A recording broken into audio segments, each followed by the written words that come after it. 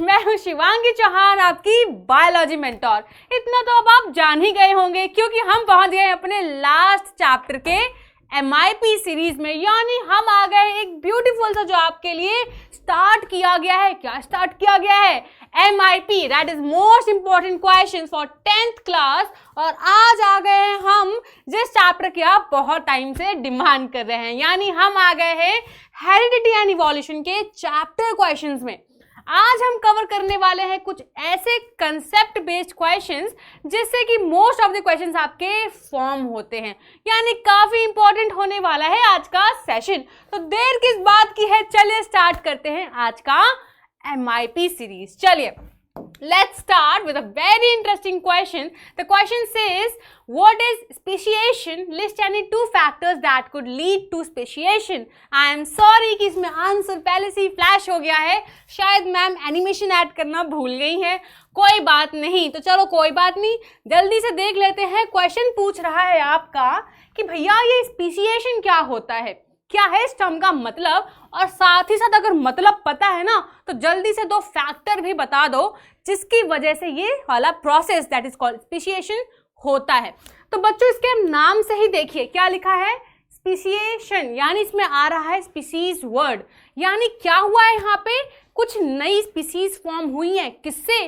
पहले ही एग्जिस्ट करने वाली स्पीसीज से, यानी it is a process in which new species are developing from the existing species is known as speciation। यानी जब कोई न्यू स्पीसीज फॉर्म हो रही है पहले ही किसी एग्जिस्टिंग, जो पहले से एग्जिस्ट कर रही है पॉपुलेशन, उसी में से कुछ नया निकला है, उस प्रोसेस को बोलते हैं क्या?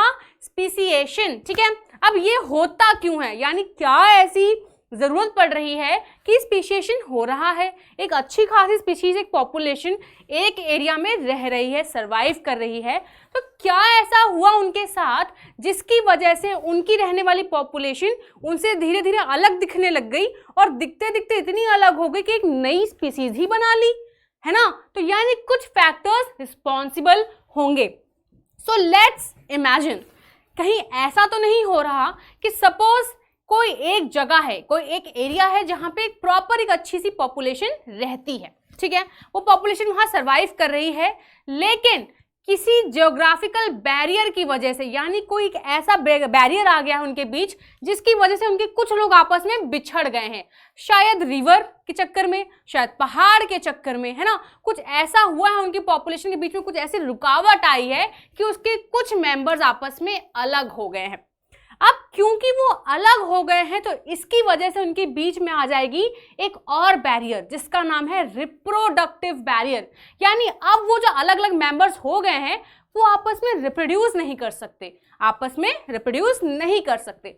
अब जब वो रिप्रोड्यूस नहीं कर सकते, इसका मतलब वो अब अलग अलग अपनी दुनिया बनाने वाले हैं। ये अब आपस में रिप्रोड्यूस करेंगे अपनी स्पीशीज के साथ, और जो ये लोग अलग हो गए हैं ये अलग रिप्रोड्यूस करेंगे, यानी कि इनके बीच में कोई कनेक्शन नहीं है। धीरे धीरे जैसे टाइम इवॉल्व होगा ये एक अपनी स्पीसीज फॉर्म कर लेंगे और ये ग्रुप एक अपना स्पीसीज फॉर्म कर लेगा, यानी जो एक और फैक्टर रिस्पॉन्सिबल है स्पेशिएशन की वजह से एक स्पीसीज बनने के लिए, उसका पहला जो फैक्टर है दैट इज जियोग्राफिकल बैरियर। यानी अगर कोई स्पीसीज या ग्रुप ऑफ इंडिविजुअल आपस में अलग हो जाते हैं because of some physical barrier. What is physical barrier? यानी फिजिकल कॉन्टैक्ट में अब नहीं रह पाएंगे। क्यों? शायद उनके बीच में कुछ माउंटेन का हो गया हो या रिवर आ गया हो, किसी वजह से वो अलग हो चुके हैं। अब क्योंकि वो अलग हो चुके हैं तो इनकी वजह से वो आपस में रिप्रोड्यूस भी नहीं कर पाएंगे। अलग है भैया, रिप्रोड्यूस के लिए साथ कैसे आ जाएंगे, है ना। सो इसकी वजह से उनके बीच में जो फ्लो ऑफ जीन्स हैं, है ना, जब रिप्रोडक्शन होता है, जब सेक्सुअल रिप्रोडक्शन होता है तो क्या होता है, 2 इंसान के जीन्स आपस में कंबाइन करते हैं, यानी उनके बीच में कुछ कनेक्शन बनता है, दैट्स व्हाई जो उनकी प्रोजेनी है वो उनसे रिलेट करके आती है। अब यहाँ पे तो दोनों जब अलग हो गए हैं, कोई रिप्रोडक्शन होने ही वाला नहीं है, इसका मतलब अब इनकी कोई साथ में प्रोजेनी बनने की चांसेस निल हो गए हैं, कोई इनकी प्रोजेनी साथ में नहीं बनने वाली है। जब नहीं बनने वाली है यानी इनके आपस के बीच का कनेक्शन बिल्कुल टूट जाएगा।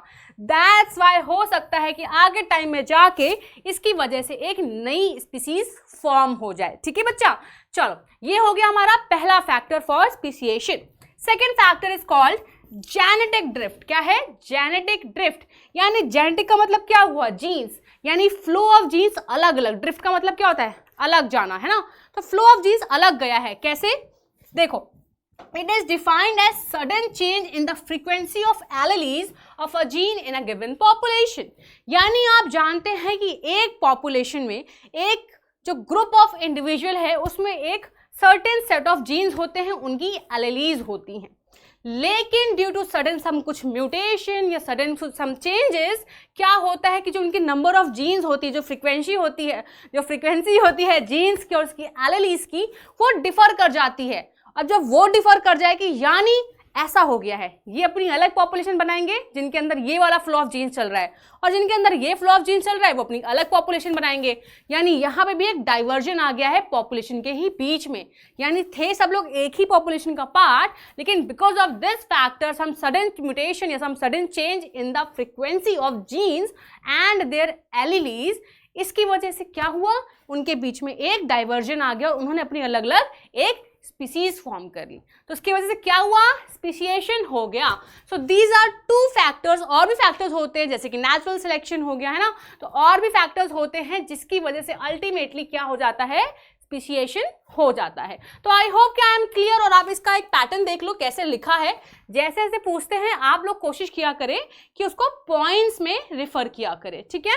चलिए आगे बढ़ते हैं ना। Second question is saying give the respective scientific terms. ठीक है, साइंटिफिक टर्म देना भैया, साइंटिफिक वाली भाषा बोलो, और बताओ कि कौन सा वो मैकेनिज्म होता है जिसमें variations are created and are inherited.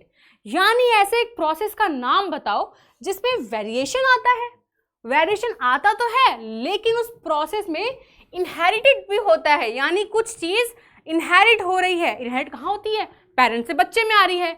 और ऐसा सिर्फ तभी होता है जब होता है क्या? रिप्रोडक्शन। यानी रिप्रोडक्शन एक ऐसा प्रोसेस है, एक ऐसा मैकेनिज्म है जिसमें वेरिएशन आने के चांसेस बढ़ जाते हैं। क्यों नहीं होंगे चांसेस? दो इंडिविजुअल अलग अलग इसमें इन्वॉल्व हो रहे हैं, साथ में दो सेट ऑफ जीन्स, पूरी एक जीन पूल आपस में आके कंबाइन कर रहा है, तो चांसेस ऑफ वेरिएशन बढ़ जाते हैं। ठीक है, ये बढ़ जाते हैं। प्लस इसमें इनहेरिटेड ऑफ मतलब इनहेरिटेशन होता है किसका? कैरेक्टर्स का। पेरेंट्स से बच्चे में कैरेक्टर्स आते हैं। ठीक है, तो हमारा पहला जो आंसर होगा इट्स सिंपल कि आंसर विल बी रिप्रोडक्शन। क्या होगा? Reproduction. Now second point, the development of new type of organism from the existing ones। ये सुना हुआ लग रहा है क्या? अरे अभी तो पढ़कर आए थे। यानी हमने बात की थी अभी स्पेशिएशन की।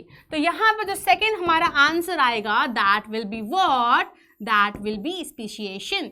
ठीक है, तो जब कोई न्यू स्पीसीज बनती है तो उस वाले प्रोसेस को क्या बोलते हैं?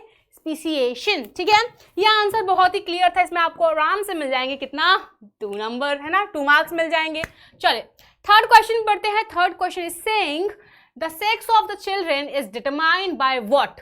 दे inherited from their father and not there mother. Justify. यानी कि एक बच्चे की जो सेक्स होती है कि वो फीमेल होने वाला है कि वो मेल होने वाला है, वो डिटरमाइन होता है कि वो अपने पेरेंट्स से यानी कि अपने फादर और मदर से क्या इनहेरिट कर रहे हैं। ऐसा है क्या? अगर ऐसा है तो जल्दी से जस्टिफाई कर दो।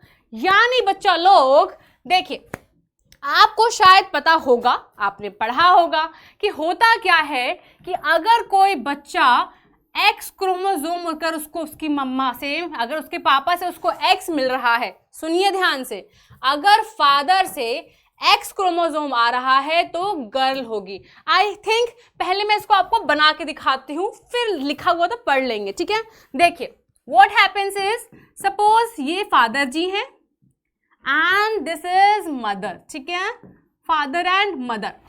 वी नो कि जो मेल होते हैं उसमें जो सेक्स क्रोमोसोम होते हैं वो XY होता है। यू नो ना सेक्स क्रोमोसोम कौन सा पेयर होता है ना, यू नो ना, जो लास्ट हमारा पेयर होता है क्या होता है? वो कौन सा पेयर होता है? हमारा सेक्स क्रोमोसोम का पेयर होता है। तो फादर में अगर XY प्रेजेंट है, फादर में अगर हमारा XY प्रेजेंट है तो मदर में क्या प्रेजेंट है? XX। यानी फीमेल में होता है XX का क्या? XX का पेयर होता है, और मेल में होता है हमारा XY का पेयर। ठीक है, तो ये हमारी मदर का पेयर है और वो हमारे फादर का पेयर है। अब यू नो कि during the process of reproduction gametes formation होता है, गैमीट्स बन रहे हैं।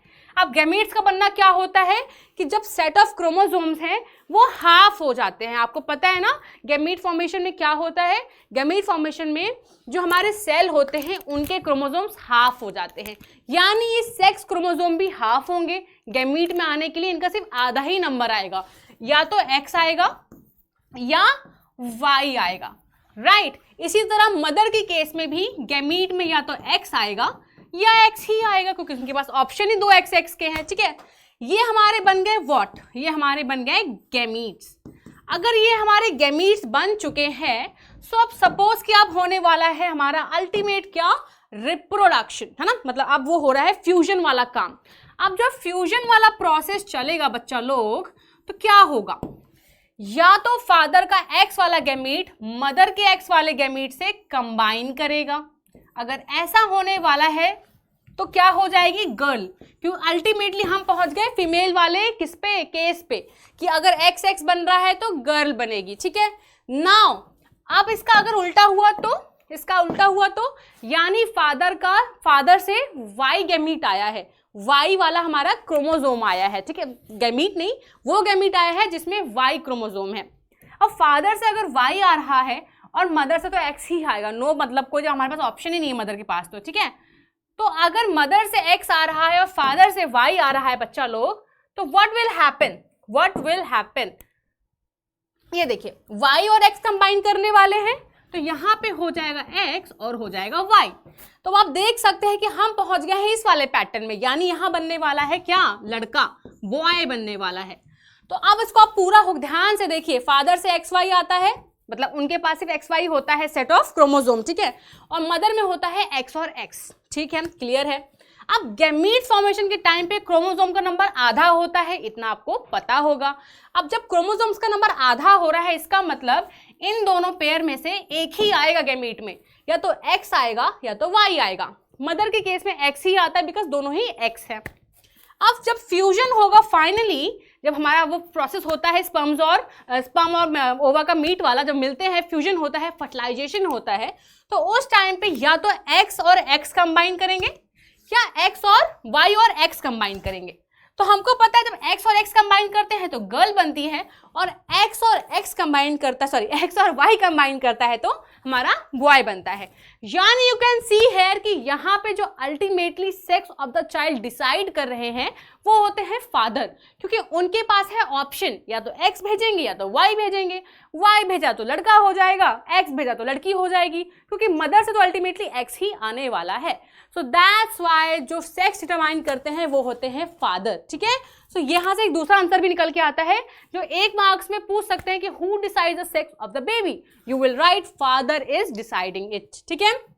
चलिए ये वाला प्रोसेस हो गया। अब इसका आंसर देख लेते हैं फटाक से। तो आंसर ये है कि हमें पता है कि अगर कोई बच्चा इनहेरिट कर रहा है X chromosome from her father तो वो होगी लड़की, ठीक है, क्योंकि एक्स क्रोमोसोम आ रहा है फादर से। बट अगर वाई क्रोमोसोम इनहेरिट हो रहा है फादर से तो लड़का होगा, अभी देख कर आए, ठीक है। सेकेंड पॉइंट ये आ जाएगा कि जितने भी बच्चे होते हैं अगर वो अपनी माँ से, हमेशा क्या होता है वो अपनी माँ से उनको सिर्फ एक्स ही क्रोमोसोम मिलता है, क्योंकि माँ के पास सिर्फ एक ही सेट होता है, दैट इज एक्स और एक्स का, ठीक है। तो हर बार कुछ भी हो मम्मा की तरफ से हमेशा एक्स ही आता है, ठीक है, regardless of whether they are boys और गर्ल्स। यानी कोई मतलब नहीं है कि लड़का बनने वाला है कि लड़की बनने वाली इन फ्यूचर, अल्टीमेटली मम्मा से तो एक्स ही आ रहा है, पापा से एक्स या वाई आ सकता है, ठीक है। ये दूसरा पॉइंट। तीसरा, इसका मतलब जो सेक्स ऑफ द चिल्ड्रन है is determined by x chromosome. ये भी पूछ सकते हैं, बहुत तरह से क्वेश्चन आता है ये कि कौन सा क्रोमोसोम है जो डिसाइड करता है सेक्स ऑफ द चाइल्ड। अगर कोई इंसान का नाम पूछेंगे, मतलब इंडिविजुअल का, तो you will write father, a male decides, ठीक है। But if they are asking for a chromosome name you will write कि वाई क्रोमोसोम इज डिसाइडिंग कि क्या होने वाला है एक बच्चे का सेक्स, फीमेल या मेल, ठीक है। आई होप कि आपको यह आंसर अब अच्छे से चकाचक होके क्लियर हो गया हो। तो चलिए बढ़ते हैं अपने नेक्स्ट क्वेश्चन में। The next question is saying the human hand, ठीक है, एक इंसान का हाथ, द कैट पॉ, जो हमारे पंजे होते हैं कैट के, एंड द हॉर्स फुट, यानी एक घोड़े के पैर, व्हेन स्टडीड इन डिटेल, जब उनको ध्यान से पढ़ा गया तो पता चला भैया कि उनके बोन्स का स्ट्रक्चर तो सेम है। ये कैसे? यानी हमारे तो हाथ समझ में आ गए, जो हमारी कैट होती है उसके जो पैर, जो उसके पाँव होते हैं, ठीक है, पैर हो गए उनके, और जो हमारे घोड़े हैं उनके पैर जो होते हैं, उन सबके बोन्स का स्ट्रक्चर सेम पाया गया। ऐसे कैसे? घोड़े तो बहुत जोर से भाग रहे होते हैं, कैट्स चलती हैं, और हमारे हाथ किस काम आते हैं? सारे काम करने के लिए, राइट। तो मतलब तीनों के स्ट्रक्चर्स में सिमिलैरिटी क्यों है, जबकि फंक्शंस तीनों ही डिफरेंट कर रहे हैं। हमारे हाथ के फंक्शंस कैट के या हॉर्स के पैर के फंक्शन से मैच नहीं करते। यानी दे आर आस्किंग कि what do you conclude from this. तो आपको क्या लगता है कि जब तीनों के बोन स्ट्रक्चर्स बिल्कुल सेम है तो why they are performing different activities, why they are performing different activities. तो हो ये सकता है कि माना कि जो उनकी ऑरिजिन है, जो एंसेस्ट्रल ऑरिजिन है, एंसेस्ट्रल जो ऑरिजिन है हमारी, ठीक है, वो सेम होगी। वो क्या होगी? सेम होगी, क्योंकि बोन का स्ट्रक्चर सेम है। यानी किसी एक ही पॉइंट से स्टार्ट किया था, किसी एक ही पॉइंट से तीनों ने स्टार्ट किया था, हॉर्स ने, कैट ने, ह्यूमन में। लेकिन स्टार्ट करने के बाद वो डाइवर्ट करते चले गए, क्योंकि उन्होंने जो इवोल्यूशन किया टाइम के साथ, उनके उस इवोल्यूशन की वजह से तीनों अब अलग अलग फंक्शन परफॉर्म कर रहे हैं। यानी ये जो ऑरिजिन है ये सेम थी, चाहे ह्यूमन हो, चाहे कैट हो, चाहे हॉर्स हो। यानी इन तीनों की जो ऑरिजिन थी वो एंसेस्ट्रल ऑरिजिन बिल्कुल कॉमन थी, कॉमन पॉइंट से स्टार्ट किया। लेकिन due to the course of time and evolution, जो इवोल्यूशन प्रोसेस हुआ, इन्होंने धीरे धीरे इवॉल्व किया, यानी अलग अलग जगह गए होंगे, अलग उन्होंने अपने हाथ पैरों को अलग तरह से यूज करना स्टार्ट किया और इवोल्यूशन हो गया, यानी उसी डायरेक्शन में चलना स्टार्ट कर दिया। और इसकी वजह से कि आज तीनों के जो फंक्शंस हैं वो डिफरेंट है। कोई कह भी नहीं सकता कि जो इनके बोन के स्ट्रक्चर है वो सेम है, ठीक है। तो इस प्रोसेस को क्या बोलते हैं? What is the term given to such structures? यानी ऐसे प्रोसेस या ऐसे स्ट्रक्चर का नाम बताओ जिनकी एंसेस्ट्रल ऑरिजिन कॉमन है, एंसेस्ट्रल ऑरिजिन बिल्कुल सेम है, लेकिन they are performing different functions, ठीक है, बिकॉज ऑफ इवोल्यूशन। तो आपको याद होगा, तो ऐसे स्ट्रक्चर्स को हम क्या बोलते हैं? ऐसे स्ट्रक्चर को बोलते हैं हम homologous structures. I hope I am clear ना। होमोलोगस स्ट्रक्चर्स ऐसे स्ट्रक्चर्स होते हैं जिनकी एंसेस्ट्रल ऑरिजिन कॉमन होती है, जिन्होंने एक ही पॉइंट से स्टार्ट किया था। क्या किया था? एक ही पॉइंट से उन्होंने स्टार्ट किया था, but due to course of time, due to evolution, उनके के अंदर क्या हुआ? उनके डिफरेंट फंक्शन उन्होंने परफॉर्म करने स्टार्ट कर दिए। सो होमो मतलब सेम एंड स्ट्रक्चर्स मतलब क्या? होमो मतलब सेम स्ट्रक्चर्स, यानी जो उनका बेसिक स्ट्रक्चर है। यहाँ से आप याद कर सकते हैं। आई नो मुझे भी बहुत कंफ्यूजन हुआ करती थी उस टाइम पे। सो आपको क्या करना है, याद करने का तरीका सुनो। Homo, what is homo? Homo means same and structures, यानी they are talking about basic structure, यानी जो उनका बेसिक बोन का स्ट्रक्चर है वो सेम है, बट इवोल्यूशन की वजह से डिफरेंट फंक्शन परफॉर्म कर रहे हैं। तो सेम स्ट्रक्चर्स किस में होता है? होमोलोगस स्ट्रक्चर्स में होता है। एग्जांपल्स ये रहे। तो आई होप कि आपको ये चीज समझ में आ गई हो। तो आगे बढ़ते हैं और क्वेश्चन पढ़ते हैं। तो question saying Who is regarded as the father of genetics? यानी जो इतनी बड़ी फील्ड है हमारी जेनेटिक्स की, उसके पापा कौन है ना? Who is the father of genetics? यानी किसने वो स्टार्ट किया था बेसिकली, ठीक है। तो second thing is name the plant on which he perform the experiment. यानी जो जेनेटिक्स का पूरा कंसेप्ट है वो कौन लेकर आए, और अगर लेकर आए तो उन्होंने किस चीज पे, किस प्लांट पे उन्होंने वो एक्सपेरिमेंट परफॉर्म किए जिसकी वजह से उनको इस फील्ड का मालूम चला, ठीक है। 2 क्वेश्चंस हो गए। Third point is why did he selected that specific plant for his experiment, यानी वही प्लांट क्यों, व्हाई दैट प्लांट। तो चलिए तीनों के आंसर फटाफट देख लेते हैं, ठीक है। तीसरा आंसर है क्या? हाँ है। चलिए जो हमारे जॉर्ज जॉन मेंडल हैं, जो हमारे जॉन मेंडल हैं, ये इनको बोलते हैं फादर ऑफ दी क्या? जेनेटिक्स। तो he is the father of genetics. हमारे मेंडल जी जो हैं ये फादर ऑफ जेनेटिक्स हैं, और इन्होंने जिस पे एक्सपेरिमेंट किया था वो था हमारा गार्डन पी, यानी मटर का पेड़।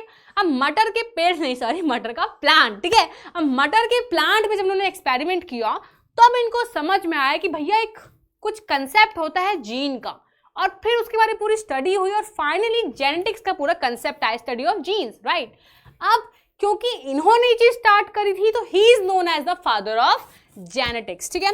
द सेकेंड क्वेश्चन सेज कि उसी प्लांट को क्यों लिया गया, तो इस प्लांट को इसलिए लिया गया क्योंकि ये इजीली अवेलेबल होता है, बहुत आराम से ये मिल जाता है।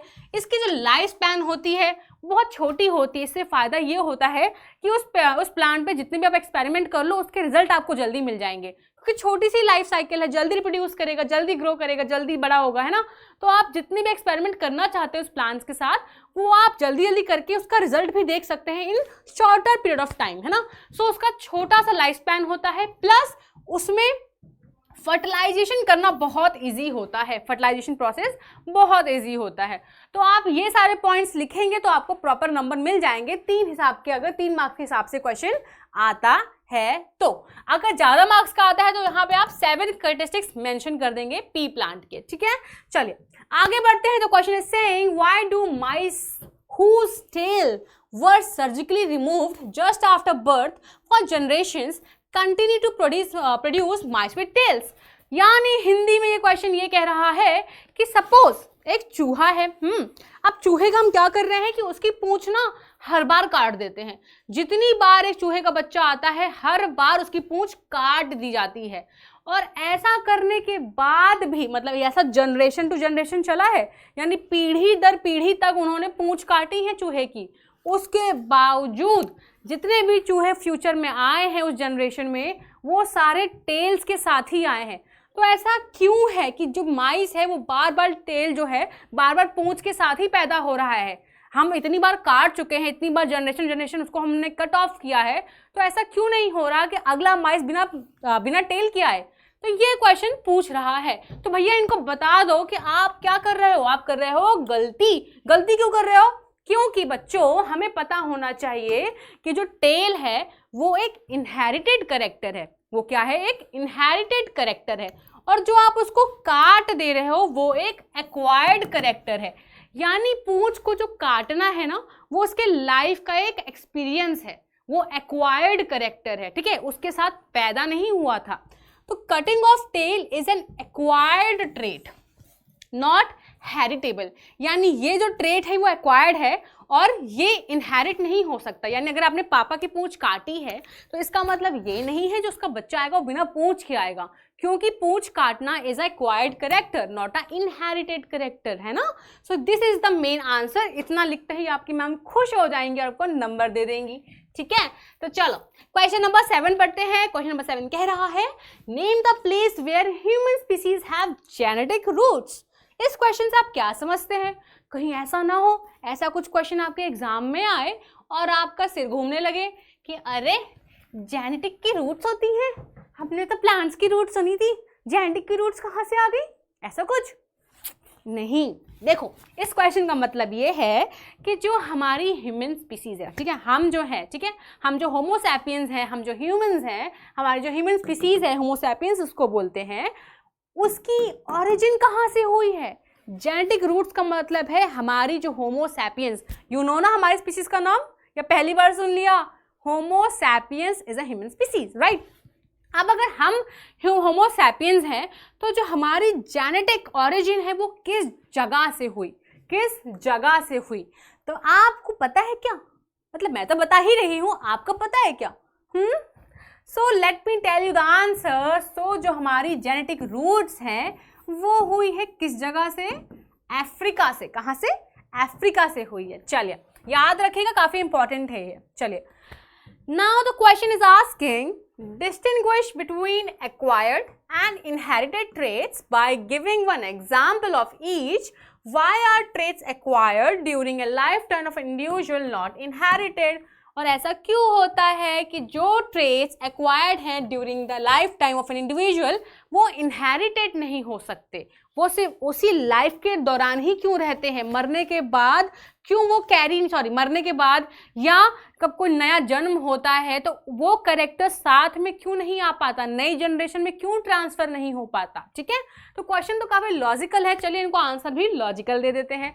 सो देखो ये कोई डिफरेंस नहीं किया जा रहा है, ये सिर्फ टेबुलर फॉर्म में इसलिए रखा जा रहा है ताकि आपको अच्छे से कंपेयर करवाया जा सके। So if you see here, यहाँ लिखा है एक्वायर्ड ट्रेट के बारे में एंड दूसरे साइड में लिखा है इनहेरिटेड ट्रेट के बारे में। तो आप देख सकते हैं कि एक्वायर्ड ट्रेट कुछ ऐसे ट्रेट होते हैं जो नॉन हेरिटेबल होते हैं, जो आगे नहीं बढ़ते हैं जनरेशन टू जनरेशन, ठीक है।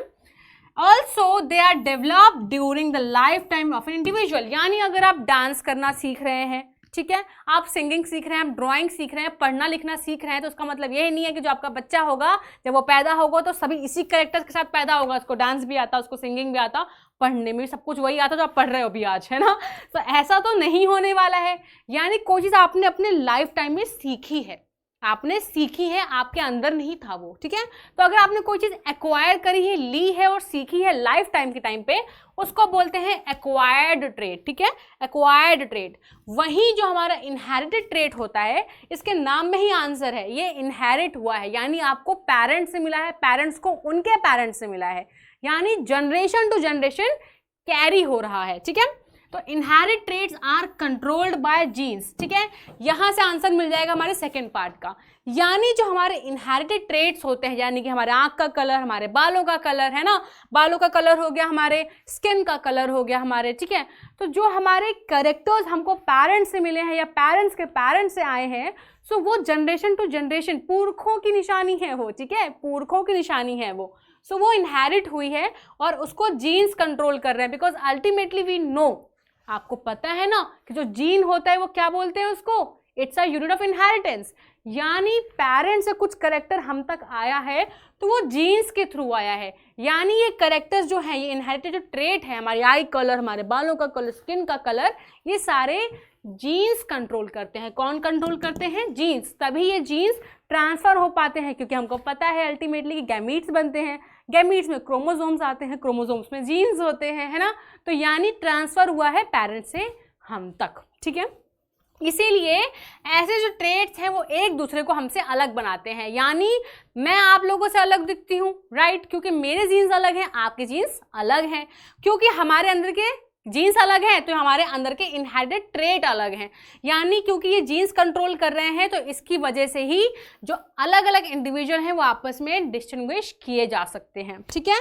नाउ एक्वायर्ड ट्रेट पे आते हैं। What is saying is such characteristics can not be passed on to the next generation. Simple सा फैक्ट है, हमने लाइफ टाइम पे सीखा है, तो भैया हमारी इतनी मेहनत जो है हम कैसे दे पाएंगे अपनी अगली जनरेशन में, वो तो हमने सीखी है ना, हमने सीखी है। सो इसीलिए वो ट्रांसफर नहीं हो सकते नेक्स्ट जनरेशन में, बट यहाँ पे ट्रांसफर होता है क्योंकि पेरेंट्स से या जनरेशन टू जनरेशन वो कैरेक्टर चलता जाएगा, क्योंकि जीन्स का ट्रांसफर हो रहा है, गैमीट्स ट्रांसफर हो रहे हैं, गैमीट्स का फ्यूजन हो रहा है, तो कहीं ना कहीं कनेक्ट बैठा हुआ है, ठीक है। चलो एग्जाम्पल्स की बात करूं तो अगर आपका वेट घटता है, सपोज आपका वेट कम हो रहा है, तो इसका मतलब ये नहीं है कि जो आपका बच्चा आने वाला है वो मालनरिश्ड आएगा, है ना, ऐसा कुछ नहीं होने वाला है। जो आपका लूज हो रहा है वेट में, या आप भूखे रह रहे हो, आपका वेट कम हो रहा है, तो ये एक एक्वायर्ड ट्रेट है, आपने लाइफ टाइम पे इसको गेन किया है, अचीव किया है, ठीक है, कोई बहुत बड़ी बात नहीं है जो अचीव किया है, चलो ठीक है। सो इनहेरिटेड ट्रेट की बात करूं तो हमारे आंखों का कलर, ठीक है। तो आई होप कि आपको ये चीज़ बिल्कुल क्लियर हो गई हो, और इस वाले क्वेश्चन का आंसर यहीं पे है कि भैया ये जीन्स कंट्रोल करते हैं, दैट्स वाई ये जो है आगे नहीं बढ़ाए जा सकते, ये हेरिटेबल नहीं होते हैं, that's why acquired trait heritable नहीं होते हैं और इनहेरिटेड होते हैं, बिकॉज इनको जीन्स कंट्रोल कर रहा है, ठीक है। चलिए, how are the areas of study, evolution and classification interlinked. ये बहुत मजेदार क्वेश्चन है, क्योंकि बच्चों होता क्या है कि आप देने वाले हैं बोर्ड एग्जाम्स, राइट, आप बोर्ड एग्जाम्स देने वाले हैं। अब बोर्ड एग्जाम्स कोई हलवा थोड़ी है, यानी आपको क्वेश्चन बिल्कुल डायरेक्टली परस दिया जाएगा और आप बोलेंगे ओह ये तो वही है, नहीं, उसके अच्छे से कपड़े बदल के, उसका रंग बदल के, उसको छोटा मोटा गोल मटोल करके भेजेंगे आपके पास कि आपको पहचानना मुश्किल हो जाए। इसीलिए क्वेश्चन का किसी भी तरह का रूप हो सकता है। अभी मैं इसका आंसर बताऊंगी ना, आपको पूरा आता होगा, लेकिन इस क्वेश्चन को जिस तरह पूछा गया है, इसको देखते ही आप नेक्स्ट क्वेश्चन प्लीज कहेंगे, ठीक है। So question is asking how are the areas of study evolution and classification interlinked, यानी जो हमारी इवोल्यूशन है, जो हमारा इवोल्यूशन हुआ है, जो हमारा डेवलपिंग जर्नी हुई है, प्लस क्लासिफिकेशन ये आपस में इंटरलिंक्ड है। क्यों? क्लासिफिकेशन कहाँ, इवोल्यूशन कहाँ, लिंक है, लेकिन इनके बीच में कैसा लिंक, इसको जस्टिफाई करना है। तो let me tell you first कि जो क्लासिफिकेशन है और जो इवोल्यूशन है ये दोनों इंटरलिंक्ड फील्ड्स हैं हमारे बायोलॉजी की। ये तो क्वेश्चन ही कह रहा है। तो जब भी आप ऐसे आंसर फ्रेम करते हैं तो ये एक तरीका है कि आपको आंसर्स कैसे फ्रेम करने हैं, यानी फटाक से पहले पॉइंट में आप दे देंगे उन्हीं का क्वेश्चन वाला पॉइंट कि ये दोनों लिंक्ड होते हैं, हम ये बताने वाले हैं आपको, ठीक है। तो classification and evolution are interlinked fields of biology, ठीक है। चलो पहला पॉइंट बिल्कुल साफ है क्योंकि क्वेश्चन से ही टेप लिया है हमने, ठीक है। नाउ अब हम इनको बताएंगे पहले कि इवोल्यूशन क्या होता है, ठीक है। ऐसे ही क्वेश्चन फ्रेम करते हैं, आंसर फ्रेम करते हैं। इसको भी लिख देना कि मैम ने गलत बोला, मैम ने गलत बोला। ये नहीं देखते हो कि मैम इतनी देर से बोलती हैं, 1 घंटा 2 घंटा, तो उसमें चीज़ें हो जाती हैं कभी कभी बोलते बोलते कि यू डोंट नो कि आपने पहले ये बोला है, और कभी कभी स्लिप ऑफ टंग हो जाता है, ठीक है। ये नहीं देखेंगे मैम ने उसी टॉपिक पे पूरा आधा घंटा लगाया है, सब सही समझाया है, लेकिन समराइज करते करते हो सकता है स्लिप ऑफ टंग की वजह से, बार बार बोलने की वजह से, एनर्जी की वजह से वो चीज़ थोड़ी सी ऐसे ऐसे हो जाए, बट आप लोग फिर बहुत बहुत बहुत कुछ बोल देते हैं। अच्छी बात थोड़ी है ये। चलिए इवोल्यूशन के बारे में बात करते हैं। Evolution tell us how organisms evolve and classification, मतलब कि इवोल्यूशन क्या करता है, ये बताता है कि किसी ऑर्गेनिज्म ने इवॉल्व कैसे किया है, कैसे उसकी ग्रोथ जर्नी रही है, कैसे उसने अपने आप को ढाला है, कैसे उसने अपने आप को चेंज किया है, ठीक। लेकिन वही जो क्लासिफिकेशन है वो ये बताता है कि जो 2 स्पीसीज हैं, जो 2 पॉपुलेशन हैं, वो आपस में कैसे आपस में रिलेट कर रही हैं। यानी हमने जो क्लासिफिकेशन पढ़ा था, तो क्लासिफिकेशन हम क्यों करते हैं, ताकि हम एक तरह से अपना काम आसान कर पाएँ। कौन सा काम?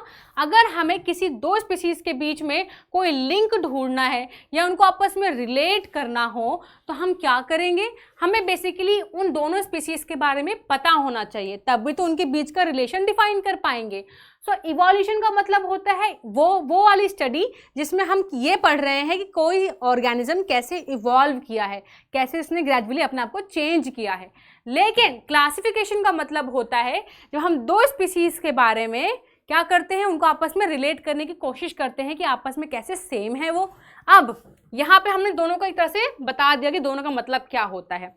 थर्ड पॉइंट में आएंगे और ये बताएंगे कि देखो जितनी ज़्यादा कैरेक्टर्स किसी स्पीसीज के बीच में सेम है, यानी अगर 2 स्पीसीज यहाँ पे रखी हैं और हम उनका मैच द फॉलोइंग करवा रहे हैं, तो हम देखेंगे कि उनके आपस में कितने गुण मिलते हैं। जब शादी होती है तो गुण मिलवाते हैं ना आपस में, वही सेम चीज़ है कि अगर हमें किसी 2 स्पीसीज के बीच में रिलेशन बनाना है या हमें ये देखना है कि वो आपस में कितना सिमिलर है, तो हम क्या करते हैं, जितनी उनके बीच में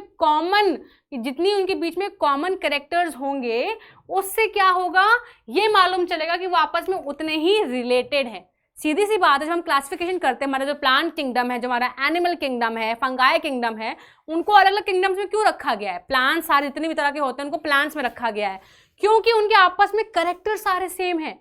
एनिमल्स में जो रखे गए उनके आपस में कैरेक्टर सेम है, यानी जितने कैरेक्टर्स आपस में सेम होते हैं उतना ज़्यादा चांसेस होते हैं कि वो दोनों आपस में रिलेटेड हैं, ठीक है। नाउ लास्ट और सबसे क्लाइमेक्स पॉइंट कि if 2 species are more closely related, अगर 2 स्पीसीज बहुत आपस में क्लोजली रिलेटेड है, इसका मतलब they have a more recent ancestor. ये आ गया बिल्कुल हमारा क्लाइमेक्स, यानी कि साफ बोल दिया इस आंसर ने और ये नहले पे दहला मार दिया कि इस क्वेश्चन का आंसर सीधे ये दे दिया। इतने सारे उन्होंने क्या पहले सबूत पेश किए, ये लो सबूत सबूत सबूत, और फाइनली अपना जजमेंट।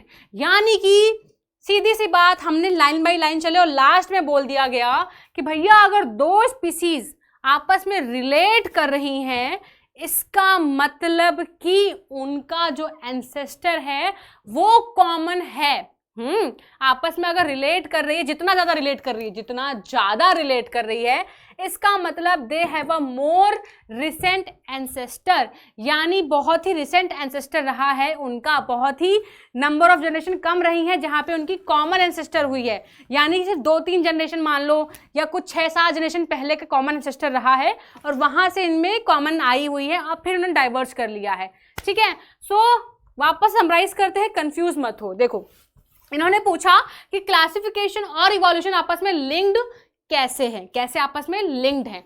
तो हमने बताया कि सुनो हमारी बात, ये दोनों आपस में लिंक्ड हैं, ये ऐसा आप कह रहे हैं, प्रूव हम करते हैं, पहला पॉइंट, ठीक है। सेकंड पॉइंट, इवोल्यूशन का मतलब होता है ये कि एक ऑर्गेनिज्म ने कैसे इवॉल्व किया है। इवॉल्व मतलब कैसे अपने आप में ग्रेजुअली चेंजेस लेकर आया है एनवायरनमेंट में अडेप्ट करने के लिए, ठीक।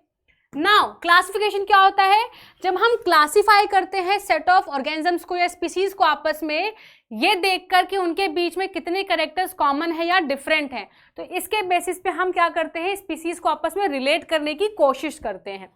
थर्ड पॉइंट, जितने ज़्यादा कैरेक्टर्स आपस में कॉमन होंगे, जितने ज़्यादा स्पीसीज के कैरेक्टर्स आपस में कॉमन होंगे, इसका मतलब वो आपस में उतने ही रिलेटेड हैं। सिंपल सी बात है, अपने किंगडम्स ही देख लो, इतने सारे हैं, अगर किसी एक किंगडम में बहुत सारे मेंबर्स रखे गए, इसका मतलब वो आपस में बहुत रिलेट करते हैं, दैट्स व्हाई उनको एक फैमिली, एक किंगडम दिया गया है। चलो last point and the climax point says कि अगर दो स्पीसीज आपस में बहुत क्लोजली रिलेट कर रही हैं, इसका मतलब कि उनका उतना ही ज़्यादा रिसेंट एंसेस्टर है, वही एंसेस्टर जो हमने होमोलोगस में पढ़ा था, कॉमन ऑरिजिन से स्टार्ट किया है उन्होंने, तो उतने ही पॉसिबिलिटी बढ़ जाती है कि उनके एंसेस्टर कॉमन है। तो यहाँ पे लिंकेज आ गया इवोल्यूशन का प्लस क्लासिफिकेशन का। इवोल्यूशन क्या होता है, कहाँ से इवॉल्व करना स्टार्ट किया था, तो हो सकता है कि जितने कॉमन, जितने रिलेटेड हैं, उतना ही उनकी पॉसिबिलिटी बढ़ जाती है कॉमन एंसेस्टर होने का, रिसेंट कॉमन एंसेस्टर होने का। तो आई होप कि आपको ये वाला क्वेश्चन पल्ले पड़ गया हो, ठीक है। चलो ना हम बात करते हैं अपने अगले क्वेश्चन का। The question says explain the importance of fossils in deciding evolutionary relationship, यानी जो हमारी हड्डियाँ को, जो हमको स्केलेटन मिले हैं जमीन में गड़े हुए, जो हमको अलग अलग जगह पे मिले हैं, उनकी क्या इंपॉर्टेंस है, उनसे हमें क्या समझ में आया है। ये तो पता होगा ना कि जब कहीं खुदाई हुई है, कहीं हड़प्पन सिविलाइजेशन में हुई है, कहीं माया सिविलाइजेशन में खुदाई हुई है, या कहीं रैंडमली भी कुछ फॉसिल्स मिले हैं। व्हाट इज फॉसिल्स, जो स्केलेटन्स होते हैं ना, जो हड्डियों के हमें कुछ स्ट्रक्चर्स मिल जाते हैं रैंडमली, तो जो हमको फॉसिल्स मिले हैं उनकी क्या इंपॉर्टेंस है और उससे हमने क्या पता चला, उससे हमें क्या पता चला, तो ये क्वेश्चन पूछा जा रहा है। तो सिंपल सा आंसर है कि भैया देखो, जो हमारा फॉसिल्स होता है वो कई चीज़ों का सबूत देता है। फॉसिल्स एक तरह का सबूत की तरह वर्क कर रहा है। कैसे वर्क कर रहा है, एक सबूत की तरह। किस बात का सबूत, देखो इस बात का सबूत कि वो ऑर्गेनिज्म किस टाइम पीरियड से बिलोंग करता था और उसका क्या बिहेवियर रहा होगा। यानी अगर डायनासोर्स के हमको फॉसिल्स मिले हैं तो हमको समझ में आ गया कि डायनासोर्स का स्ट्रक्चर ऐसा दिखता होगा, वो शायद ऐसे चलता होगा, बिहेवियर वो शायद ऐसा चलता होगा और ऐसे खाता होगा, क्योंकि जो उसके जॉ की बोन्स हैं वो ऐसी मिली हैं। यानी हमको उसकी फॉसिल्स देख के काफ़ी चीज़ समझ में आई। टाइम पीरियड कैसे, आपको पता होगा कुछ मेथड्स ऑफ ये देखने के कि वो फॉसिल्स कितनी पुरानी है। कार्बन डेटिंग जो होगी है ना, कार्बन डेटिंग का एक मेथड होता है, पता नहीं आपके सिलेबस में ये चीज़ अभी है नहीं, इतने डिटेल में नहीं है, सिर्फ नाम होगा, ठीक है। सो time period of the organism, यानी वो पर्टिकुलर ऑर्गेनिज्म जिसकी फॉसिल हमको मिली है वो किस पीरियड से बिलोंग करता था, पहला answer. Second answer will be उनका बिहेवियर कैसा था, कैसे चलते थे, कैसे खाते थे, कैसे रहते थे, उसका भी एक आइडिया मिल जाता है फॉसिल से। ये बच्चों क्वेश्चन बहुत इंपॉर्टेंट है, मतलब आता ही आता है, ठीक है, किसी ना किसी फॉर्म में आएगा, ठीक है। सो ये पॉइंट्स बिल्कुल दिमाग में छाप लो अपने, ठीक है। The second point is fossils also provide knowledge about the evolutionary history of the animals and plants।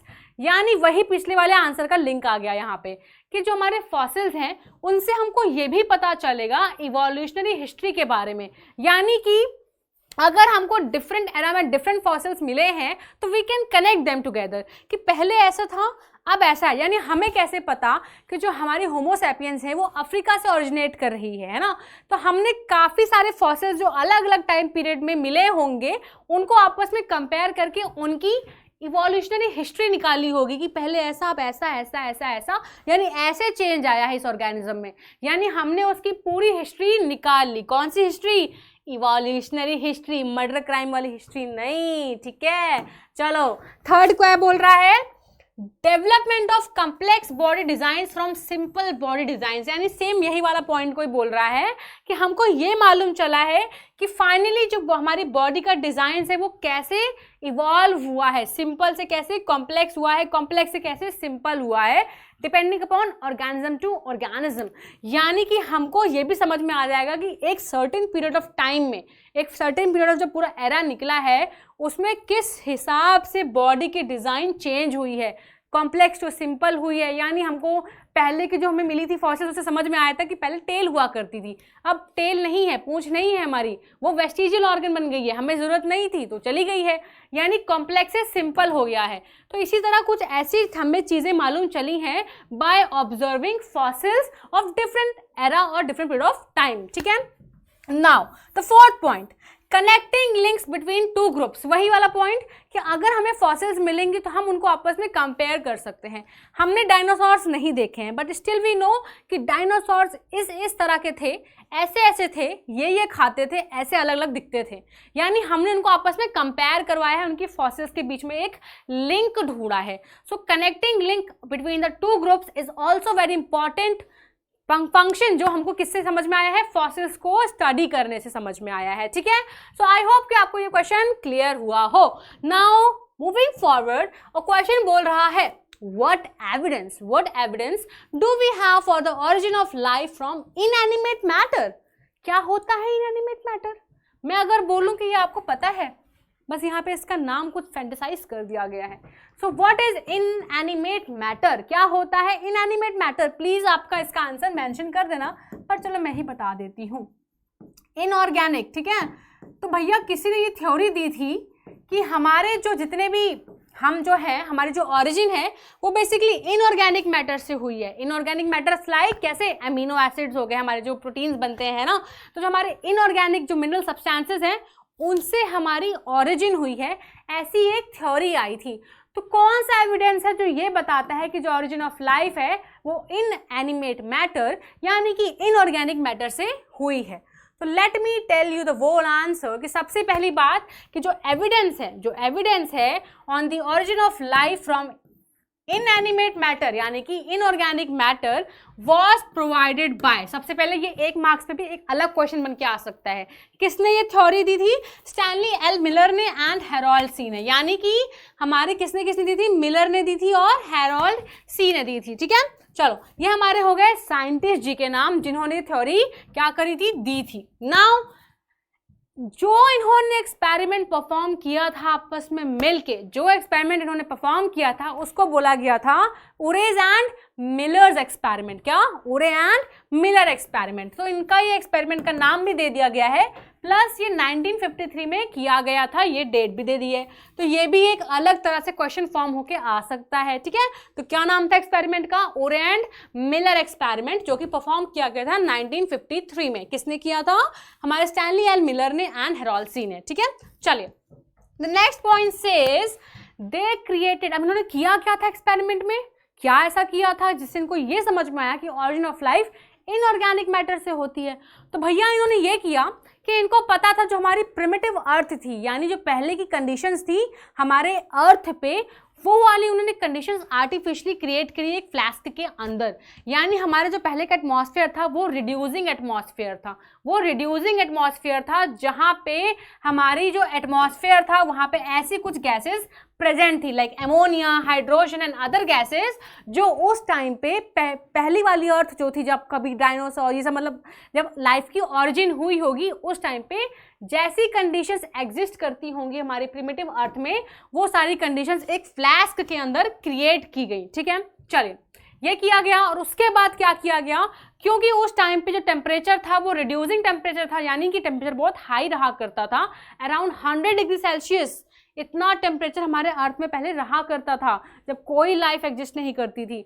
तो उन्होंने कोशिश किया कि उस फ्लास्क के अंदर यही वाला टेम्परेचर मेंटेन कर पाए। ठीक है, उसके बाद क्या किया उन्होंने, ये टेम्परेचर मेंटेन करने के बाद कुछ एडिशनली स्पार्क्स भी क्रिएट किए, लाइटनिंग, क्योंकि उस टाइम पे बिजलियां बहुत कड़कती थी, लाइटनिंग बहुत हुआ करती थी, प्लस हो सकता है कि उस लाइटनिंग की वजह से कुछ मॉलिक्यूल्स ब्रेक किए हो, आपस में कंबाइन करके कुछ इनऑर्गेनिक मैटर ने लाइफ बना दी हो, ऐसी कुछ थ्योरी थी। ठीक है, तो उन्होंने क्या किया, कुछ स्पार्क्स भी क्रिएट कराए टू स्टिमुलेट लाइटनिंग, यानी बिजली जो कड़कती है वैसी लाइटनिंग करा पाए करके उन्होंने कुछ स्पार्क्स भी क्रिएट करवाए, जिसकी वजह से क्या हुआ ये कि कि उनको समझ में आया कि कुछ एमिनो एसिड्स बन गए, यानी एटमॉस्फेयर में जो गैसेस प्रेजेंट हैं, जो एटमॉस्फेयर में गैसेस प्रेजेंट हैं वो उन्होंने प्रेजेंट करवाई फ्लैश के अंदर। टेम्परेचर 100 डिग्री का कर दिया, 100 डिग्री टेम्परेचर कर दिया, और वहाँ पे लाइटनिंग करवाई। उस लाइटनिंग की वजह से शायद उस एनवायरनमेंट में, उस एटमॉस्फेयर में प्रेजेंट गैसेस का ब्रेकडाउन हुआ, कुछ टूटा फूटा, और फाइनली क्या बना, एमिनो एसिड्स बना। और यू शुड नो कि जो अमीनो एसिड होते हैं दे आर बेस ऑफ क्या, प्रोटीन्स। यानी जो बेसिक, जो स्टार्टिंग यूनिट होती है एक प्रोटीन की, वो अमीनो एसिड होती है। यानी अमीनो एसिड बन गए। अब अमीनो एसिड ने आपस में कंबाइन करके प्रोटीन्स बनाए होंगे, और धीरे धीरे प्रोटीन्स ने करते करते करते करते पूरा ऐसा हुआ होगा कि हमारी एक लाइफ बनी होगी। सो ये पूरा एक्सपेरिमेंट परफॉर्म किया गया था ये प्रूव करने के लिए कि हमारी लाइफ की ओरिजिन एक इनऑर्गेनिक मैटर से हुई है। Which inorganic matter? This amino acid, जो कि एक प्रोटीन का बेस होता है, जिससे प्रोटीन बनता है। और हमारी बॉडी में ढेर सारे प्रोटीन्स हैं, राइट। सारे फंक्शंस प्रोटीन की वजह से हो रहे हैं, सारे एंजाइम्स प्रोटीन की वजह से हो रहे हैं, है ना। तो ये पूरा सेट ऑफ एक्सपेरिमेंट परफॉर्म किया गया था। तो आई होप कि आपको ये क्लियर हो गया हो। Now the question says explain the terms analogous and homologous organs with examples। यानी homologous तो हम पढ़ कर आए हैं, एनालोगस कुछ नया है अभी के लिए, है ना। सो बेसिकली ये बता रहा है कि आपको बताना है कि एनालोगस क्या होता है और आपको बताना है कि होमोलोगस क्या होता है। अभी हम पढ़कर आए कि अगर एक कॉमन ऑरिजिन है, एक कॉमन ऑरिजिन है, और उस कॉमन ऑरिजिन से एक पर्टिकुलर स्पीसीज ने स्टार्ट किया है, लेकिन स्टार्ट करने के बाद क्योंकि उनकी इवोल्यूशन डिफरेंट हो गई तो उन्होंने अलग अलग फंक्शन परफॉर्म करने लग गए, यानी उनका बेसिक स्ट्रक्चर सेम है। एनालॉगस में जस्ट उल्टा हो जाता है। इसमें क्या हो जाता है कि भैया आए तो अलग अलग थे, लेकिन इवोल्यूशन की वजह से सेम ही फंक्शन परफॉर्म करने लग गए, सेम फंक्शन परफॉर्म करने लग गए, इसीलिए इनको बोल दिया एनालॉगस। एना मतलब डिफरेंट, यानी इनका बेसिक स्ट्रक्चर डिफरेंट है क्योंकि इनकी कोई भी कॉमन ऑरिजिन नहीं है, लेकिन इवोल्यूशन की वजह से इन्होंने फंक्शन सेम करने पर स्टार्ट कर दिए हैं। That's why analogous organs. चलिए कुछ पढ़ भी लेते हैं, लिखा लिखा हुआ, है ना। तो ये हमारे होमोलोगस ऑर्गन्स है और ये हमारे एनालॉगस ऑर्गन्स की डेफिनेशन है। सो ऐसे ऑर्गन्स जिनका सिमिलर बेसिक स्ट्रक्चर होता है, जिनका सिमिलर बेसिक स्ट्रक्चर होता है, एज वेल एज उनके एंसेस्ट्रल ऑरिजिन, जहां से उनका जो कॉमन पॉइंट है स्टार्टिंग का वो सेम होता है, ठीक है, लेकिन उनके जो फंक्शंस होते हैं वो डिफरेंट होते हैं। फंक्शंस डिफरेंट होते हैं इवोल्यूशन की वजह से, पढ़ा था अभी हमने, है ना। एनालॉगस में क्या होता है, ऐसे ऑर्गन्स जो स्ट्रक्चर वाइज डिफरेंट है, उनका जो बेसिक स्ट्रक्चर है वो डिफरेंट है, सेम नहीं है, सेम नहीं है, एज वेल एज, लेकिन क्यों, वो फंक्शन सेम परफॉर्म करते हैं, ठीक है। तो यहाँ से आप देखिए, यहाँ पे ऑरिजिन सेम थी, यहाँ पे देखो अलग अलग आए थे, अलग अलग आए थे, अब जाके फंक्शन सेम परफॉर्म कर रहे हैं, फंक्शन सेम परफॉर्म कर रहे हैं। यहाँ पे उनकी ऑरिजिन स्ट्रक्चर जो था वो सेम था, तो होमो मतलब सेम स्ट्रक्चर वाले ऑर्गन्स, एनालॉगस मीन्स कि स्ट्रक्चर सेम नहीं है लेकिन फंक्शन सेम परफॉर्म कर रहे हैं, आके मिलके सेम परफॉर्म, मतलब उनके सारे के फंक्शंस जो हैं वो सेम है। तो ऐसा देख के लगता है कि अरे अंदर से भी सेम होंगे, लेकिन उनका स्ट्रक्चर डिफरेंट होता है। यहाँ उल्टा है, ठीक है। एग्जाम्पल्स की बात करूँ बच्चों, तो जो हमारे ह्यूमन होते हैं उनके जो हमारे 4 लिम्स हैं, जो हमारे हाथ हैं हमारे, ठीक है, और जो बैट्स के 4 लिम्स होते हैं, आप यकीन नहीं मानेंगे दोनों स्ट्रक्चरली सिमिलर हैं। यानी जो हमारा बैट चमगादड़ उल्टा आपको लटका हुआ दिखता है, जो उसके विंग्स होते हैं, जो पंख होते हैं, जिससे वो उड़ता है, वो उड़ रहा है, और हम क्या कर रहे हैं, इससे खाना खा रहे हैं, इससे पढ़ाई कर रहे हैं, है ना। मतलब हमारे दोनों के फंक्शंस अलग हैं, एक उड़ रहा है और एक नॉर्मल धरती पे काम कर रहा है अपने हाथों से, है ना। सो क्या हो रहा है यहाँ पे कि हमारे ह्यूमंस के जो हाथ हैं प्लस हमारे बैट्स के जो विंग्स हैं उनकी स्ट्रक्चरल ऑरिजिन बिल्कुल सेम है, बट फंक्शन डिफरेंट है। यानी यहाँ पे कॉमन एंसेस्ट्रल ऑरिजिन है, origin of basic structure same है, लेकिन एनालॉगस में wings of bat and wings of bird, यानी अगर हम एक बैट, एक चमगादड़ के विंग्स को बर्ड्स के विंग से कंपेयर करें, फंक्शन दोनों के सेम है, बर्ड्स भी उड़ती है और चमगादड़ भी उड़ता है भाई, है ना, लेकिन उनके बीच में कोई स्ट्रक्चरल सिमिलैरिटी नहीं है। उनकी बोन्स आपस में, हड्डियां उनकी आपस में डिफरेंट दिखती हैं। तो आई होप कि आपको ये वाला कंसेप्ट क्लियर हो गया हो। आगे बढ़ते हैं और बात करते हैं right the contribution of Charles Darwin in the field of evolution. यानी बच्चों मेरे प्यारे प्यारे, जो इवोल्यूशन प्रोसेस है, the process of gradual change, है ना, in order to adapt the environment, है ना। तो वो हमारे जो चार्ल्स डार्विन, आपने कभी सुना है, मतलब ये साइंटिस्ट काफ़ी फेमस है, मतलब Charles Darwin theory of life ऐसे करके बहुत फेमस है कि थ्योरी ऑफ लाइफ के लिए इन्होंने कुछ बताया था, उसके लिए काफ़ी फेमस है, ठीक है।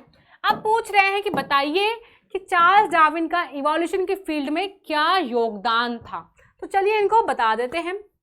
बताना ये है कि इनका पूरा नाम है चार्ल्स रॉबर्ट डार्विन, और इन्होंने एक थ्योरी दी थी इवोल्यूशन के लिए अपनी एक फेमस बुक में, यानी इन्होंने एक बहुत फेमस बुक लिखी थी जिस बुक का नाम था द ऑरिजिन ऑफ स्पीसीज। इतनी प्यारी बुक है ये, इतनी प्यारी बुक है जिसमें उन्होंने बात करी हुई है कि जो हमारी स्पीसीज हैं उनकी ऑरिजिन कैसे हुई है, उसके लिए उन्होंने थ्योरी दी है। अब the theory of evolution proposed by Darwin, इस थ्योरी को क्या बोलते हैं, the theory of natural selection, यानी जो थ्योरी उन्होंने दी है अपनी ऑरिजिन ऑफ स्पीसीज बुक में। प्लीज डिफरेंस देखिए, बुक का नाम पूछ लेते हैं कभी कभी तो ये मत लिख दीजिएगा the theory of natural selection, ये एक थ्योरी का नाम है। बट अगर आपसे बुक का नाम पूछते हैं तो बुक का नाम क्या है, द ऑरिजिन ऑफ स्पीसीज, और उस स्पीसीज की सॉरी उस बुक में उन्होंने ये वाली थ्योरी मेंशन करी है जिसका नाम है the theory of natural selection.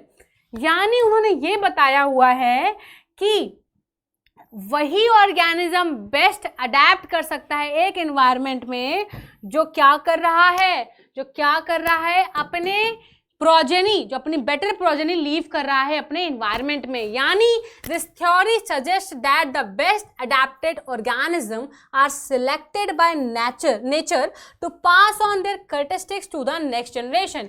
यानी सिंपल सी बात है कि वो एक पर्टिकुलर स्पीसीज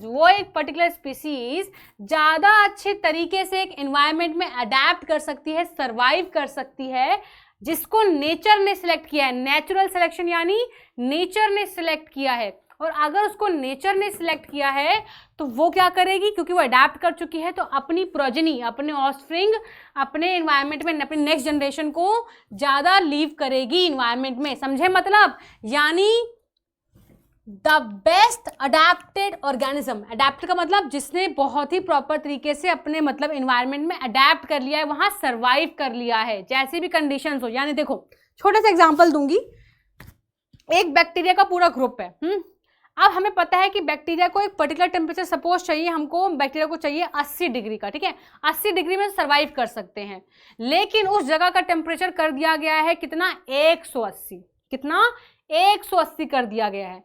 अब नॉर्मली सब बैक्टीरिया को मर जाना चाहिए, सारे बैक्टीरिया सब मर जाएंगे, लेकिन हमारा नेचर किसी कुछ ऐसे बैक्टीरिया को रोकेगा, मतलब सर्वाइव कर जाएंगे, जो सर्वाइव कर जाएंगे और बच्चे देंगे, अपने प्रोजेनी छोड़ेंगे उस जगह पे, उनके बच्चे उस टेम्परेचर में रहने लायक होंगे। यानी अब उनके बच्चे के बच्चे जो आएंगे वो उस जगह के मालिक होंगे, यानी उनको कोई फर्क नहीं पड़ता कि 180 है कि 190 भी चला जाए तो, यानी कि जो बच जाता है, जो रह जाता है वो ही सर्वाइव करता है, यानी वही अडेप्ट कर पाया है। और अगर वो अपने प्रोजेनी, अपने बच्चे लीव करता है, अपने बच्चे देता है उस टाइम पे, तो उनके बच्चे जो आएंगे वो प्रॉपरली उस एनवायरनमेंट में अडेप्ट कर चुके होंगे। यानी कि नेचर ने सिलेक्ट किया है कि कौन रुकेगा, और वही रुकेगा जो सर्वाइव कर पाएगा, अडेप्ट कर पाएगा, प्रोजेनी लीव कर पाएगा। समझे, प्रोजेनी लीव कर पाएगा। So this was a theory given by हमारे चार्ल्स डार्विन। ओके, चलिए now the question number 14, it says the chromosomal number of a sexually reproducing parents and their offspring is same। ये तो वही वाला fact हो गया जो बताया, यानी बच्चों जो पेरेंट्स होते हैं और जो उनके ऑफस्प्रिंग होते हैं उनके क्रोमोसोम नंबर सेम होते हैं। ऐसा क्यों? यानी शायद उनको ये लग रहा है कि पेरेंट्स के क्रोमोसोम अगर 46 हैं, मतलब पापा के अगर 46 हैं, मम्मा के 46 हैं, आपस में कंबाइन करेंगे तो बच्चे के तो डबल हो जाएंगे, 46 ही कैसे बन जाते हैं। यानी इनके दिमाग में ये घुसा हुआ है, चलो इनको इनकी जो प्रॉब्लम है सॉल्व कर देते हैं। यानी हम ये बता देते हैं कि सेक्सुअल रिप्रोडक्शन में जो मेल और फीमेल गैमीट्स है, मेल और फीमेल गैमीट्स वर्ड यूज हुआ है, यानी यहाँ पे जो क्रोमोसोम का नंबर है वो आधा होता है, ठीक। यानी गैमीट्स आपस में कंबाइन करते हैं और जाइगोट बनाते हैं। अब क्योंकि गैमीट्स ने आपस में कंबाइन किया है और जाइगोट बनाया है, तो कहने के लिए तो जाइगोट में डबल नंबर हो सकते थे, बट हमें पता होना चाहिए कि जो हमारा गैमीट है वो क्या करता है, उसके पास half the number of chromosomes होते हैं। कैसे number? Half the number of chromosomes of the organism.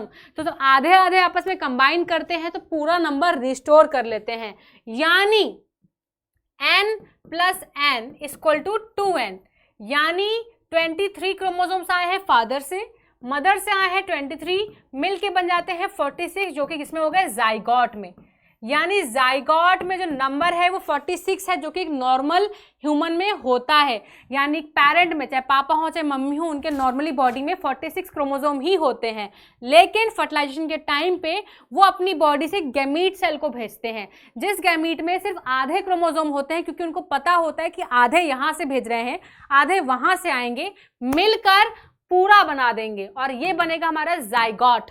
ठीक है, सो यही पूरा कंसेप्ट है कि व्हेन द मेल गैमीट जिसके पास आधे क्रोमोसोम्स हैं वो कंबाइन करता है फीमेल गैमीट के साथ जिसके पास भी आधे क्रोमोसोम्स हैं फर्टिलाइजेशन के टाइम पे, तो एक न्यू सेल जाइगोट बनता है जिसके पास नॉर्मल अमाउंट ऑफ डीएनए या नॉर्मल नंबर ऑफ क्रोमोसोम्स होते हैं। आई होप कि आपको ये वाला पूरा कंसेप्ट क्लियर हो। ठीक है, चलिए आगे बढ़ते हैं बच्चों। यहाँ पे जो वर्ड यूज किया ना रिप्रोडक्टिव सेल्स, इसका मतलब है जर्म सेल्स के बारे में बात कर रहे हैं। बेसिकली किसके बारे में? गैमीट्स के बारे में बात कर रहे हैं, जर्म सेल्स के बारे में बात कर रहे हैं जिनके पास होते हैं आधे क्रोमोसोम्स। ठीक है, चलिए देख लीजिए अच्छे से, आगे बढ़ते हैं। नाउ हमारा लास्ट क्वेश्चन कह रहा है कि जल्दी जल्दी नेचुरल सिलेक्शन बता दो। जो अभी हम बात करके आए हैं ऐसा सिलेक्शन ऐसी सिलेक्शन जो नेचर ने की है, यानी it is the process of evolution of a species where by characteristics which help individual organism to survive and reproduce are passed on to their offspring and those characteristics who do not develop are not passed on। यानी वही bacteria वाला example ले लो। क्या ले लो? Bacteria वाला example कि भैया अगर कोई करेक्टर प्रेजेंट है, ठीक है, अगर कोई करेक्टर प्रेजेंट है किसी स्पीसीज में और वो डिफरेंट है बाकी मेंबर्स से, तो हो सकता है कि जब कोई एक्सट्रीम कंडीशंस आती हैं, चेंज होती हैं, तो सब खत्म हो जाएंगी, पूरी पॉपुलेशन खत्म हो जाएगी, बट कुछ स्पेसिफिक करेक्टर वाले मेंबर्स जो बाकी से अलग थे वो बच जाएंगे, सरवाइव कर जाएंगे। और सरवाइव करने के बाद जो वो अपने बच्चे देंगे, जो वो अपनी ऑफस्प्रिंग प्रोड्यूस करेंगे, वो ऑफस्प्रिंग की जो पॉपुलेशन बनेगी वो उस एक्सट्रीम कंडीशंस के रहने लायक होगी, क्योंकि वो अब बेटर बन के आए हैं, अपने पेरेंट्स से बेटर हैं। अब उनके बच्चे जो आएंगे वो और मालिक होंगे उस जगह के। समझ में आया? यानी नेचर ने डिसाइड किया है कि कौन सरवाइव करेगा, और वो सरवाइव करेगा जो अडेप्ट करेगा और मोर नंबर ऑफ प्रोजेनी लीव करेगा, मोर नंबर ऑफ बच्चे देगा। ठीक है, तो यही चीज यहाँ पे लिखी है इंग्लिश में कि वही कैरेक्टर्स पास्ड होते हैं जो सरवाइव करने लायक होते हैं। ठीक है, ऐसे कैरेक्टर जो सरवाइव करवाएंगे किसी कंडीशन में, वही कैरेक्टर्स प्रोजेनी तक जाते हैं। जो नहीं करवाते हैं वो मर जाते हैं, उनकी कोई भी प्रोजेनी नहीं आ पाती है। This is what is known as natural selection. तो आई होप कि यहाँ से आपको ये क्वेश्चन भी समझ में आया हो, और यहाँ से हमारी खत्म होती है क्वेश्चंस की जर्नी। आई होप कि आपको सब अच्छे से समझ में आया हो। तब तक के लिए मुस्कुराओ, खेलो, रिवीजन करो, और पेपर आ रहे हैं ढेर सारा पढ़ भी लो। ठीक है, तब तक के लिए बाय बाय।